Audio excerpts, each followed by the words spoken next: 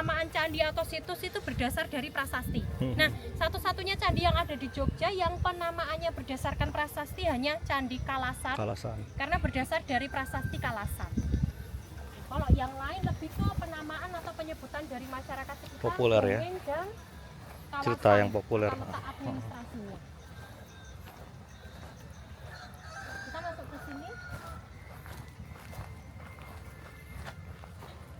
Nah, jadi tadi Mas, kalau menurut pendapat beberapa ahli yang diduga sebagai wihara itu ya bangunan yang sekarang menjadi pendopo ini.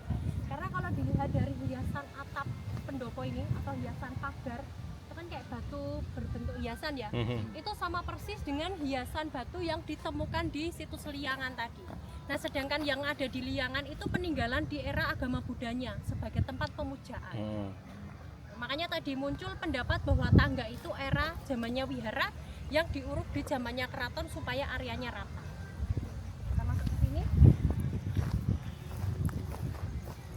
Kalau kita perhatikan di luar bangunan atau di luar tembok pendopo ada kayak semacam arca, posisinya di bawah ini namanya Jala Duara, yang artinya saluran air. Ya, ini tempat keluarnya air, Mas. Namanya keren ya, Jala Duara. Kenapa, Pak? Jala Duara ya? Iya, bahasa Sanskerta. Iya, namanya keren ya. Kenapa jadi saluran air gitu Jala loh? Duara. Kalau Ya. sekarang jadinya Rucika Wafin, Pak. Iya. Pipa PVC. Pipa PVC ini pokoknya mending pakai bahasa Sanskerta dulu itu loh, keren itu.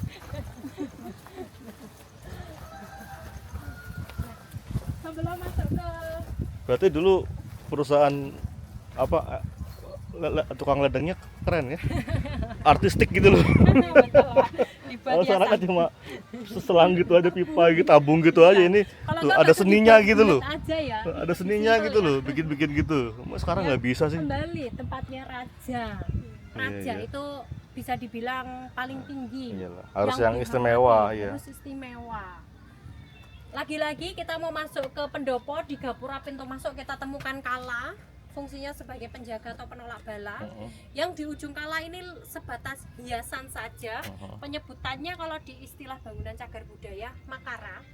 Nah, harusnya yang saya pegang ini adalah kala seperti itu, tapi karena hilang, Mas, Hilang. batu baru nggak boleh diukir kayak gitu, jadi hanya polos saja. Kayaknya ada yang nyolong deh. Walaupun bisa, jadi duplikat itu boleh diletakkan ketika dipamerkan di museum. Tapi kalau di bangunan cagar budaya nggak boleh. Oh, ada aturannya ya. Semakin ke depan batu itu kan gampang terkikis ya, Bu, ditumbuhi lumut.